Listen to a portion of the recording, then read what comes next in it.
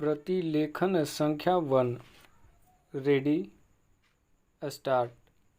महोदय, पर्यावरण से तात्पर्य किसी एक व्यक्ति के परिवेश से नहीं, वरन व्यक्ति के, समाज के, राष्ट्र के और इस सारी पृथ्वी के ही परिवेश से है, जिसका प्रभाव व्यक्ति, समाज, राष्ट्र और सारे विश्व पर पड़ता है।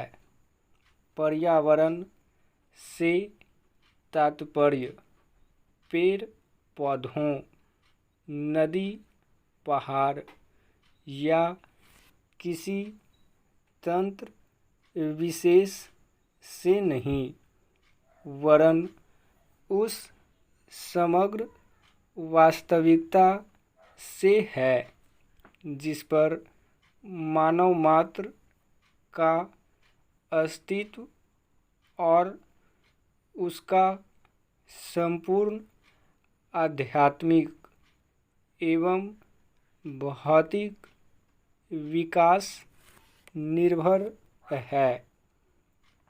अस्तित्व केवल शारीरिक स्वास्थ्य ही नहीं, मानसिक भी। स्वस्थ शरीर में स्वस्थ मन ही अच्छे स्वास्थ्य की परिभाषा है। शारीरिक स्वास्थ्य हमारे आहार पर निर्भर है, जिसका स्रोत इस पृथ्वी का जल, थल, वायुमंडल है। मानसिक स्वास्थ्य भी प्रकारांतर से इन्हीं पर निर्भर है, क्योंकि जैसा खाए अन्न वैसा बने मन। स्वस्थ जीवन पर सबसे अधिक प्रभाव हमारे चिंतन का, हमारी परंपराओं का और उन सब परिस्थितियों का पड़ता है जो हमारे ऊपर आरोपित हैं या की गई हैं या की जा रही हैं।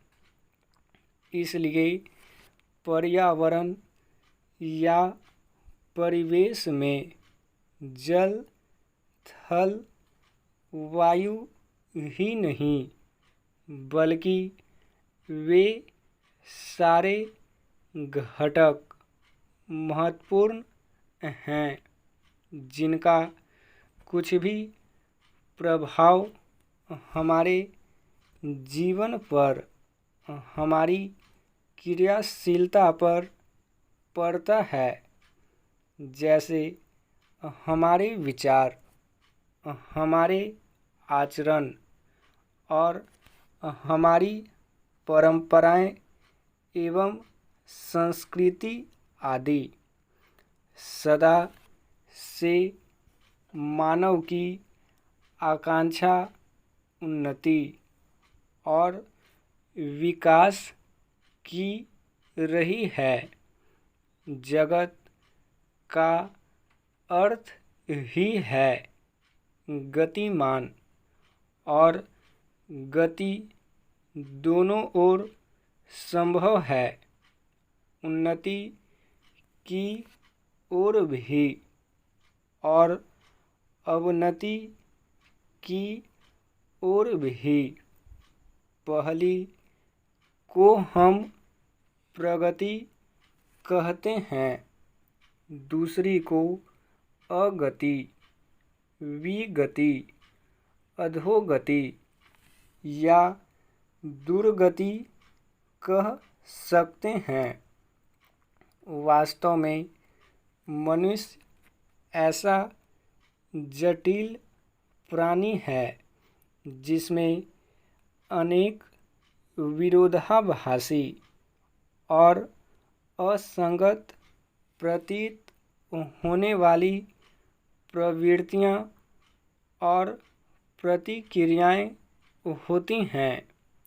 वह कानून और व्यवस्था की मांग करता है, किंतु चलचित्र, दूरदर्शन आदि में स्वतः बहरकी हिंसा या खेलों में युक्तिपूर्वक की गई हिंसा अथवा अनीति से मंत्र मुग्ध भी हो जाता है।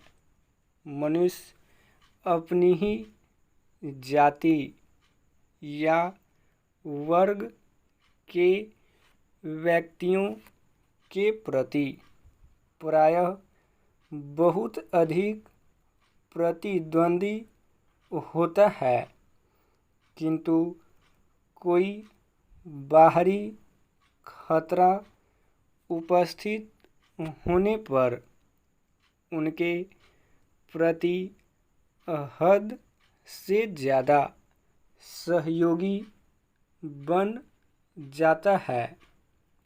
वह सड़कों पर या युद्धों में सामूहिक विनाश के प्रति उदासीन रहता है, किंतु किसी खान में फंसे हुए एक व्यक्ति या किसी कुएं में गिरे हुए एक बालक की रक्षा करने के लिए ढेरों साधन जुटा लेता है।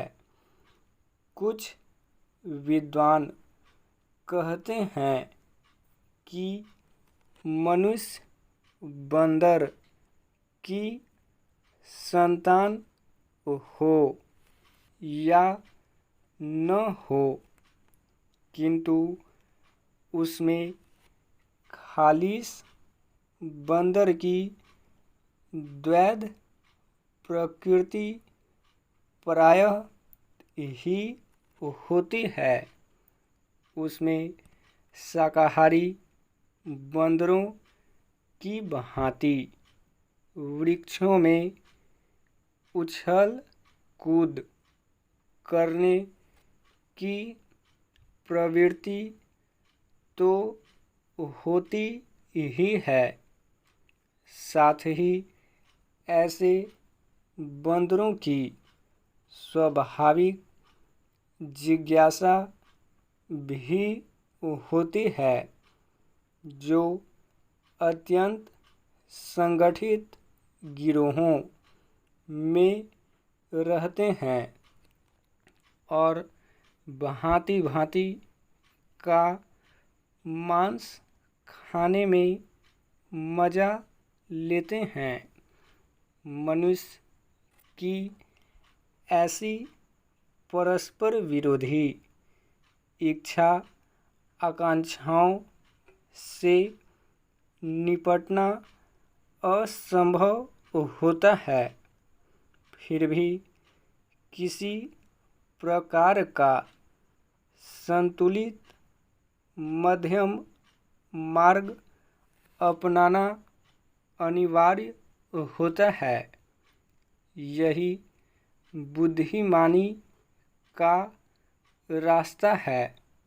विद्वानों ने मानव की मूलभूत आवश्यकताओं को 5 स्तरों में रखा है।